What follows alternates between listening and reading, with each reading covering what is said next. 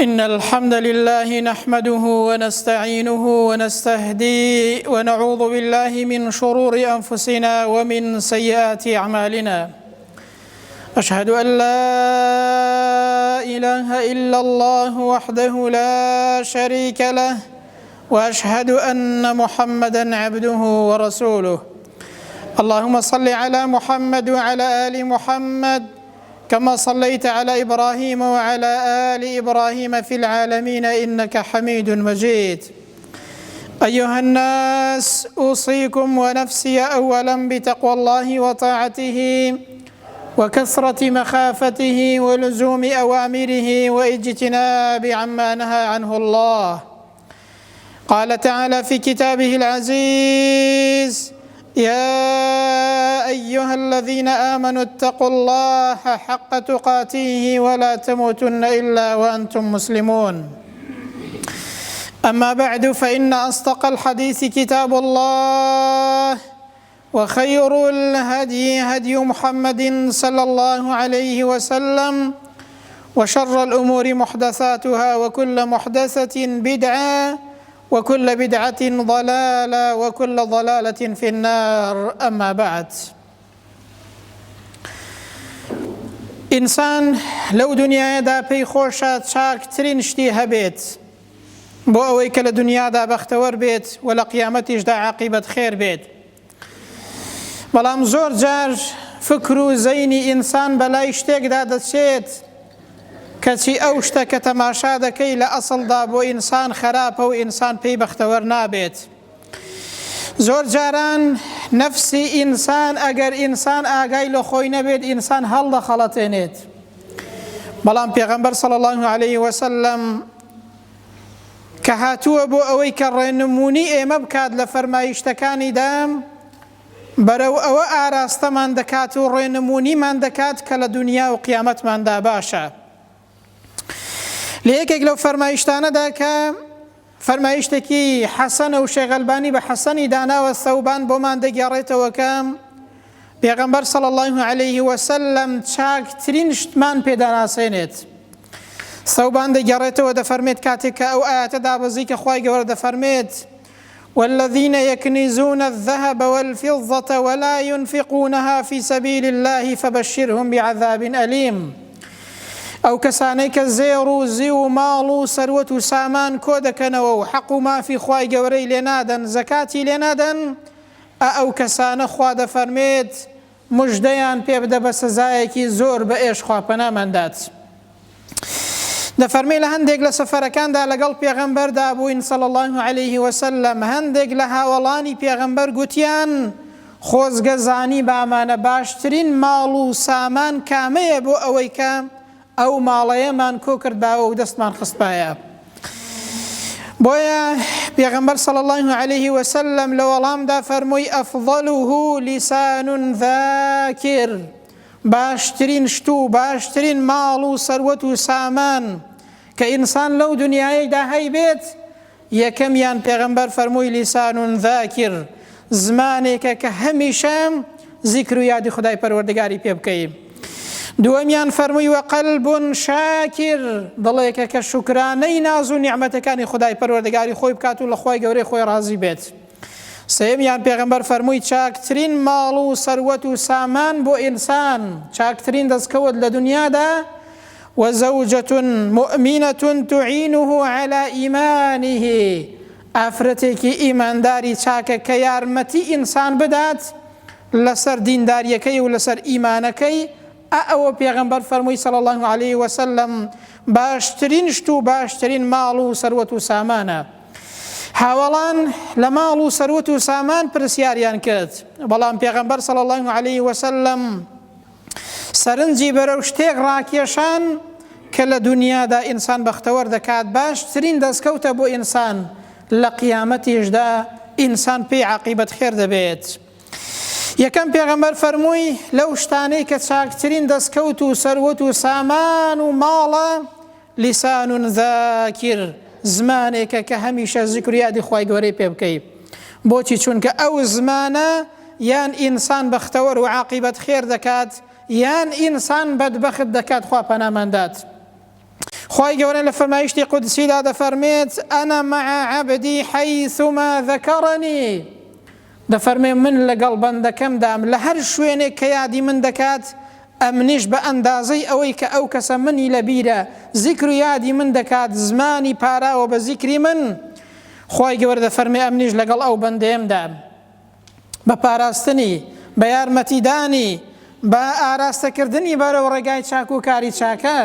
خوای گەورە بە ئەندازەی ئەوەی کە ئینسان خوای گەورەی لەبیرە و زیکری یادی خوای گەورە دەکات، خوای پەروەردگاریش لەگەڵ ئینساندایە. پێغەمبەر دەفەرمێ صلی الله عليه وسلم لە فەرمایشتێکی دیکەدا ما عمل آدمي عملا أنجى له من العذاب من ذكر الله تعالى. دەفەرمێ هیچ کار و کردەوەیەکی ئینسان بەقەد زیکر و یادی خدای پەروەردگار ئینسان لە سزای خوای گەورە ناپارێزێت. بۆیە پێغەمبەر فەرمووی صلی الله عليه وسلم چاکترین شت بریتیە لە زمانێک کە ئینسان هەمیشە زیکر و یادی خوای پەروەردگاری پێ بکات.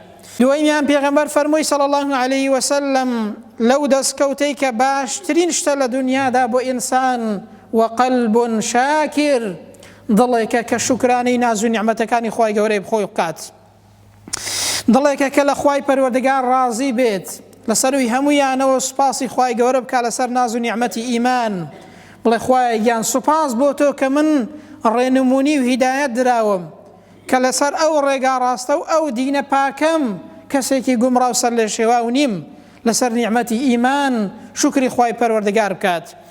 ئەنجا لەسەر هەر ناز و نیعمەتێکی دیکەش کە خوای گەورە بە ئینسانی داوە لە هەر بوارێکدا هەبێت، ئەو دڵە باشترینەکە شکری ناز و نیعمەتەکانی خوای گەورە دەکات.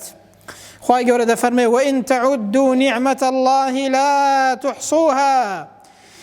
کاکە ئەگەر بتانەوێ ناز و نیعمەتەکانی خوای گەورە بژمێرن دڵنیابن پێتان حیساب ناکرێن. ئەوەندە زۆرن ناز و نیعمەتەکانی خوای گەورە، هەموو شتێک کە تەماشای دەکەی هی خوای گەورەیە و نیعمەت و چاکە و فەزڵی خوای پەروەردگارە. ئەگەر بتانەوێ بیان ژمێرن دڵنیابن هەرگیز سەرژمێر ناکرێن، هێندە زۆرن.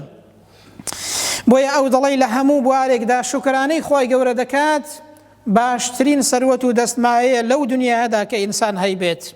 شکر بریتیە لە چی؟ بریتیە لە دەرکەوتنی ئاسەواری ناز و نیعمەتەکانی ئینسان بەسەر ئینسانەوە، بەسەر زمانی ئینسان، بەوەی کە ئینسان دانی پێدابێنێت و لە خوای گەورەوەی بزانێ هەر شتێک کە هەیەی، بەوەی کە دڵی ئینسان خۆشەویستی بەرامبەر بە خوای پەروەردگار هەبێت و لە دڵەوە بەهی خوای گەورەیان بزانی و دڵت ئامادە بێ لە لای خوای گەورە، بەوەی کە ئەندامەکانت ملکەچی فەرمانەکانی خوای گەورە بن و هەروەها گوێڕایەڵی فەرمانەکانی خوای پەروەردگار بن. واتە شکر ئەوەیە کە ئینسان هەر ناز و نیعمەتێک کە خوای گەورە بە ئینسانی داوە، ئەو ناز و نیعمەتەی لە ڕەزامەندی خوای گەورەدا بەکاربێنی. جا لە هەر بوارێکدا ئینسان هەر ناز و نیعمەتێکی پێی دراوە، ئەگەر لە ڕەزامەندی خوای گەورەدا بەکاری نێنێت، لە حەرامدا بەکاری بێنێ، خوا پەنامەندە ئەو کەسە شکری خوای پەروەردگاری نەکردووە. جاری وهەیە ئینسان جەستەیەکی ساغی پێدراوە لە جیاتەوەی عیبادەتی خوای گەورە بکات، لە جیاتەوەی کە خزمەتی دین بکات، ئەو کەسە خراپەی پێ دەکات، ئەوە شکری خوای گەورەی نەکردووە. جاری وهەیە ئینسان زانست و زانیاری پێدراوە لە جیاتی ئەوەی خەڵکی پێ ڕێنمونی بکە، خەڵکی پێ لە دین دوور دەخاتەوە، ئەوە شکری خوای گەورەی نەکردووە. جاری وهەیە ئینسان خوای گەورە ماڵ و سەروەت و سامانی پێداوە، لە جیاتی ئەوەی لە حەڵاڵ سەرفی کا دەچێت، لە حەرام سەرفی دەکات، حەرامی پێدەخوات، ئەو کەسانە شکری خوای گەورەیان نەکردووە.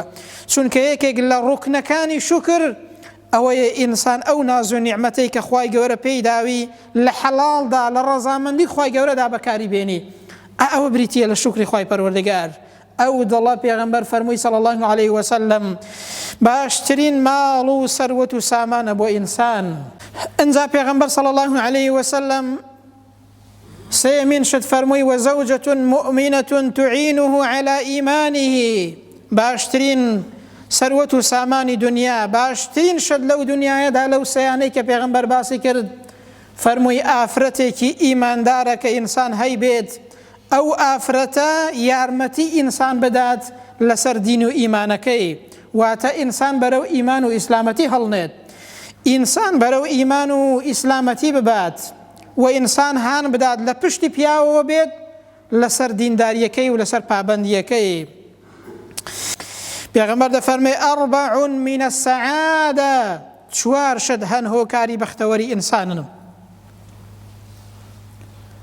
یەکێک لەو چوار شتانە پێغەمبەر دەفەرمێ صلی الله عليه وسلم المرأة الصالحة، ئافرەتێکی صالح، چاک، دیندار، ڕێک و پێک، ئەوە هۆکاری بەختەوەری ئینسانە. ئەو ئافرەتەیە مواصفاتی چۆنە کە باسی دەکات؟ پێغەمبەر دەفەرمێ صلی الله عليه وسلم خير نسائكم من إذا نظر إليها زوجها سرته، باشترین ئافرەت ئەو کەسەیە، ئەو ئافرەتەیە کاتێک کە پیاوەکەی تەماشای دەکات دڵی پێی خۆش بێت، کاتێک کە پیاوەکەی تەماشای دەکات هێندە ڕووی جوان و درەوشاوە و ڕوو خۆش بێت، پیاوەکەی دڵی پێی خۆش بێت و دڵی پێی بکرێتەوە. ئەنجا دەفەرمێ ئەگەر پیاو ئەمری پێکرد و فەرمانێکی پێکرد بە قسەی بکات. ئەنجا ئەگەر پیاو لە ماڵ نەبوو ماڵی پیاوەکەی و خۆی بپارێزێت، تووشی هیچ حرامێک نەبێت، ئەوە پێغەمبەر دەفەرمێ صلی الله عليه وسلم باشترین ئافرەتە. ئەو ئافرەتە کە پێغەمبەر باسی دەکات صلی الله عليه وسلم یارمەتی ئینسان دەدات لەسەر دینداری، لەسەر ئاراستەکردنی ئینسان بەرەو دین، لەسەر ئاراستەکردنی ئینسان بەرەو دینداری و بەرەو نوێژ و تاعەت و عیبادەتی خوای گەورە. ئافرەتی وا هەیە لە ماڵەوە کە نوێژ دەبێت و بانگ دەدات بە پیاوەکەی دەڵێ کاکە هەڵسە بڕۆ بۆ نوێژ، ئەگەر بانگیدا ماڵەوە شوێنی تۆ نییە دەبێت لە مزگەوت بێ، چونکە ئەگەر بانگیدا هەر منداڵ و ئافرەت لە ماڵەوەن یان کەسێک پیر و پەککەوتە بێ و تااقەتی نەبێ و نەخۆش بێت، ئەگەر بانگیدا دەبێ ئینسان کە ساغ بێت لە مزگەوت بێت. ئەو ئافرەتە بە ئینسان دەڵێ کاکە بانگیدا بانگت دەکەن بڕۆ بۆ نوێژەکەت، پابەندیەکەت، دینداریەکەت. ئەوە پێغەمبەر صلی الله عليه وسلم بە چاکترین شت وەصفی دەکات. ئەو ئافرەتە ئیماندار و چاکە ئینسان ئاراستە دەکات بەوەی کە لە دنیادا تووشی حرام نەبێت، چونکە زۆر کەس لەو دنیادا بەهۆی ماڵ و منداڵیەوە تووشی حرام دەبێت، خوا پەناماندات، بەهۆی زەختی ماڵەوە جاری وا هەیە تووشی حرام دەبێت. ئەو ئافرەتە ئیماندارە بە ئینسان دەڵێ کاکە ئاگات لێ بێت حراممان بۆ نێنیەوە، ئەگەر هەر چەندێکی هەبێت بە حەڵال ڕازین. بۆیە پێغەمبەر دەفەرمێ صلی الله عليه وسلم وزوجة مؤمنة تعينه على إيمانه، باشترین شت ئەوەیە کە ئینسان ئافرەتێکی بێت کە ئیماندار بێت، ئینسان بەرەو دین ببات، یارمەتی دەربێت لەسەر دینداری و لەسەر ئیمانەکەت. یەکێک لە ئافرەتانی سەلەفی ساڵح دەفەرمێ کاتێک کە پیاوەکەی دەچۆ بازار بە پیاوەکەی دەگوت اتق الله فينا يا أبا فلان، اتق الله فينا، ئەی فڵان کەس لە خوای پەروەردگار بترسێ دەربارەی ئێمە، ماڵی حراممان بۆ نەهێنیەوە، هەر حەڵاڵمان بۆ بێنەوە کاکە، چونکە دەیگوت ئێمە ئارام دەگرین لەسەر فەقیری بەڵام ئارام ناگرین لەسەر ئاگەری دۆزەخ، خوا پەناماندات، چونکە حرام ئینسان بەرەو ئاگەری دۆزەخ دەبات. پیاوێک دەگێڕێتەوە دەفەرمێ ئافرەتێکم مارە کرد، کاتێک کە دەچوومە بازار پۆشاکەکەی دەگرتم، کاتێک کە دەچووم کار و کەسابەت کەم پێی دەگوتم ئەی فڵان کەس اتق الله فينا، کاکە لە خوای پەروەردگار بترسێ دەربارەی ئێمە، تەنها ماڵی حەڵاڵمان بۆ بێنی و تووشی حراممان نەکەی. دەیفەرموو ئەگەر کەممان بۆ بێنیەوە هەر بە زۆری دەزانین. سبحان الله، ئەو ئافرەتە ئەوە ئیماندارە کاکە، ئەوە ئینسان ئاراستە دەکا و یارمەتی دەرە لەسەر دین و ئیمان. دەیگوت ئەگەر کەمیشمان بۆ بێنیەوە ئێمە هەر بە زۆری دەزانین مادام حەڵاڵ بێت، ئەگەر هیچیشمان بۆ نێنیەوە پێی دەوت بەڕستن و چنینەکانمان یارمەتی دەدەین کە دیارە کاری خەیاتی و ئەوانەی کردووە یاخود کاری ڕستن و چنینی کردووە، ئەگەر هیچیشمان بۆ نێنیەوە ئێمە هاوکارت دەبین. ئەو ئافرەتە ئینسان بەرەو ئیمان و بەرەو دینداری دەبات، ئینسان دوور دەخاتەوە لە حەرام. بۆیە پێغەمبەر دەفەرمێ صلی الله عليه وسلم هەر کەسێک خوای گەورە ئافرەتێکی ساڵحەی ئاوای بکاتە قسمەت، بەڕاستی خوای گەورە یارمەتی داوە لەسەر بەشێک لە دینەکەی. دەی ئەی ئینسانە تۆش لەسەر بەشەکەی دیکە لە خوای گەورە بترسە. بۆیە بەڕێزان، ئێمە لە دەرەنجامی کۆتایی ئەو بابەتە ئەومان بۆ دەردەکەوێت کە پێغەمبەر صلی الله عليه وسلم فکرمان بەرەو ئەوە دەبات کە چاکترین شتە بۆمان لەو دنیاەدا. کاتێک هاوڵان پرسیاریان کرد چاکترین شت چییە؟ چاکترین ماڵ و سامان چییە؟ پێغەمبەر صلی الله عليه وسلم ئەو سێ شتەی پێوتن زمانێک کە دائیمە ذیکر و یادی خوای گەورە بکات، دڵێک کە هەمیشە سوپاسی خوای پەروەردگار بکات، و هەروەها ئافرەتێک کە ئیماندار بێت و یارمەتی دەربێت لەسەر دینداری پیاوەکەی، لەسەر ئیمان و ئیسلامەتی پیاوەکەی ئینسان بەرەو دینداری و بەرەو ئیمان ببات. پێغەمبەر فەرمووی صلی الله عليه وسلم ئەو سەیانە باشترین سەروەت و سامانە بۆ ئینسان. کەواتە با هەوڵ دەین زمانمان هەمیشە بە ذیکر و یادی خوای پەروەردگار بێت، چونکە زمان ئەگەر سەرقاڵی نەکەی بە شتێکەوە ئەو سەرقاڵت دەکا ئیلا شتێک هەر دەڵێت دەیە تۆ ذیکر و یادی خوای گەورەی پێ بکە باشترین شتە. ئەو دڵت لە جیاتی ئەوەی کە هەر شتێکی بخەیە ناو، هەر ڕقوقینەیەک، هەر حەسادەتێک، هەر بوغزێک، هەر تووڕەییەک، هەر شوبهە و شەهەواتێکی لە ناودا بێت، پڕی بکە لە خۆشەویستی خوای پەروەردگار و لە سوپاسی خوای پەروەردگار، ئەوە چاکترین شتە.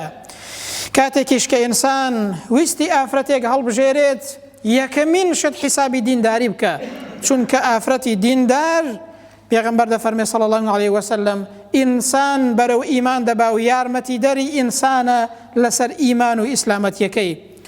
دەپاڕینەوە دوعا دەکەین خوایە بۆ خاتری ناوە جوان و سیفەتە بەرزەکانی خۆت کەین لەو دنیادا چاکترین شتمان بکەیە قسمەت، عاقیبەت خێرمان کەی. یا ربی خوایە بە ئیمانەوە بمان ژێنێ و بە ئیمانەوەش بمان مرێنی. یا ربی خوایە گیان وامان لێ بکەی لە هەر شتێک دوور بین کە لە ئیمانمان دوور دەخاتەوە. خوایە خاوەنی هەر شتێک بین کە لە ئیمانمان نزیک دەخاتەوە. خوایە گیان بە شێوازێک بژێن کە تۆ لێمان ڕازی بی. خوایە عاقیبەت خێرمان کەی، بە ئیمانەوە بمان ژێنێ و بە ئیمانەوەش بمان مرێنی. یا ربی خوایە گیان شیفای نەخۆشەکانمان بدەی، بەتایبەت ئەوانەی کە داوا دەکەن خوایە ئێمە داوایان بۆ دەکەین شیفایان بۆ بنێری. خوایە هەر کەسێک ناخۆشی و ناڕەحەتی هەیە، خوایە هەر کەسێک قەرزداری هەیە دەروی خێری خۆتی لێ بکەیەوە. هەر کەسێک دڵی توندا ناڕەحەتە، یا ربی خوایە گیان بە نووری ئیمان و ئیسلامەتی دڵی فەڕاح بکەی، دڵی ئاسوودە و کامەران کەی و بەختەوەر و عاقبەت خێری دنیا و قیامەتی بکەی. یا ربی خوایە گیان ئێمەش بەختەوەری عاقبەت خێری دنیا و قیامەتمان بکەی، لە ئاگری دۆزەخ و ناخۆشی و ناڕەحەتیەکانی دەشتی مەحشەر پارێزراومان کەی، هەمومان بەیەکەوە لە بەهەشتی پڕناز و نیعمەتی خۆتدا کۆ بکەیەوە. آمين. أقول قولي هذا وأستغفر الله لي ولكم، وبعد أعوذ بالله من الشيطان الرجيم. ربنا آتنا في الدنيا حسنة وفي الآخرة حسنة وقنا عذاب النار. اللهم آمين.